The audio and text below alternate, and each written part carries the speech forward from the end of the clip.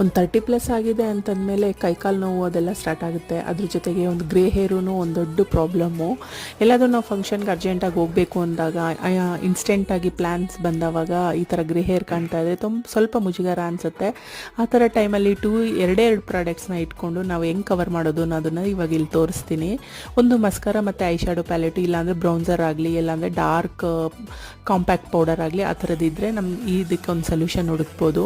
First ಎಲ್ಲೆಲ್ಲೆಲ್ಲ grey hair ಇದೆ ಅಲ್ಲಲ್ಲಿ ನಾವು ಸ್ವಲ್ಪ ಲೈಟಾಗಿ ಮಸ್ಕರನ ಅಪ್ಲೈ ಮಾಡಿ, ಅದು ಅಪ್ಲೈ ಮಾಡಿದ್ದಾದಮೇಲೆ ಅದು ತುಂಬ ಡಾರ್ಕಾಗಿ ಕಾಣ್ತಾ ಇರುತ್ತೆ, ತುಂಬ ಆರ್ಟಿಫಿಷಿಯಲಾಗಿ ಕಾಣುತ್ತೆ.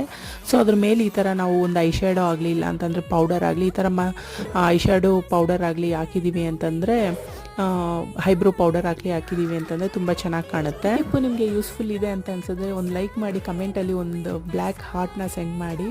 ಇನ್ನೊಂದಷ್ಟು ವೀಡಿಯೋಸ್ಗೋಸ್ಕರ ಸಬ್ಸ್ಕ್ರೈಬ್ ಮಾಡ್ಕೊಳ್ಳಿ. ಮತ್ತೆ ಸಿಗೋಣ. ಬಾಯ್ ಬಾಯ್.